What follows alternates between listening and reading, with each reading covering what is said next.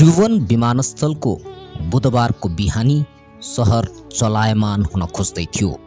विमानस्थलको गेटमा मा र ओम लेखिएका ध्वजा बोकेर मानिसहरू जय माता की जय गुरुवर की भन्दै कसैको पर्खाइमा थिए। विमानस्थल बाहिरको दृश्य साँच्चै असाधारण थियो। बाजा गाजाको धुन, सेतो पहिरनमा सुसज्जित भक्तजनहरूको उत्साही स्वर अनि शक्तिपुत्रजी महाराजकी जयको ध्वनि गुन्जिरहेको थियो।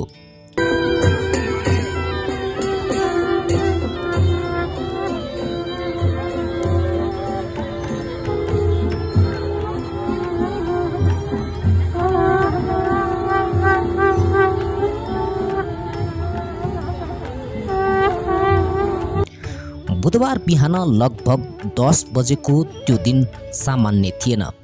नेपालको माटोले एउटा अनौठो आध्यात्मिक ऊर्जा स्पर्श गरिरहेको थियो। ऋषिराज शक्तिपुत्रजी महाराज ध्यान, योग, नशामुक्ति र चेतनाको अग्रदूत पहिलो पटक नेपालको भूमिमा टेक्दै थिए। सयौंको अनुहारमा एक किसिमको आस्था थियो, जुन बजारको धुलोभन्दा माथि, सहरको भिडभन्दा अलग एक किसिमको भरोसा बोकेको देखिन्थ्यो। शक्तिपुत्रजी महाराजको आगमन केवल एउटा धार्मिक कार्यक्रम मात्र होइन, नशामुक्त नेपाल र समृद्ध चेतनाको सपना बोकेको यात्राको सुरुवात थियो। विमानस्थलबाट महाराजको सवारी पशुपतिनाथ क्षेत्र स्थित होटल आनन्दतर्फ अगाडि बढ्यो। छेउछाउ जताततै साधकहरूको जय जयकार, फुलमाला। त्यो यात्रा कुनै सवारी यात्रा थिएन, त्यो यात्रा थियो चेतनाको यात्रामा अग्रसर भइरहेको एउटा उत्सव। कार्यक्रमको आयोजक भगवती मानव कल्याण सङ्गठनका महासचिव अजय अवस्थीको अनुहारमा देखिएको आत्मविश्वास उस्तै थियो। उनी विश्वासका साथ भन्दै थिए, नेपालको आध्यात्मिक यात्रा आज नयाँ मोडमा पुगेको छ। सिद्ध योगीको सान्निध्यले नेपाली समाजमा सकारात्मक परिवर्तन ल्याउनेछ।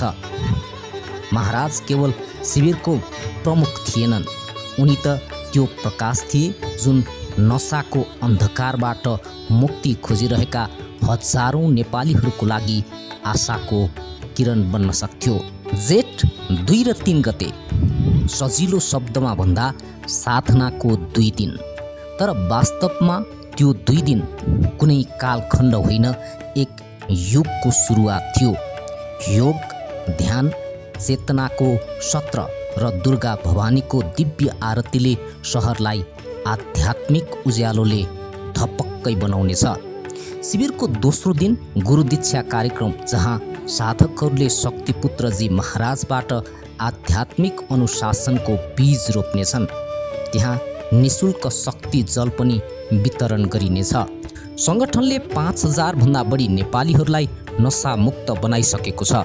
देशभर चलिरहेको एक वृक्ष राष्ट्रको नाममा अभियानले सामाजिक चेतना र हरियाली दुवैलाई आत्मसात गर्दैछ।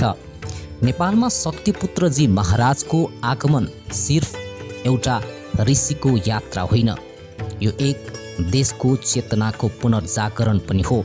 त्यो चेतना पाशुपत क्षेत्रमा मात्रै होइन, सम्पूर्ण नेपालमा एउटा लहरो बन्दै फैलने सङ्केत गर्दै थियो।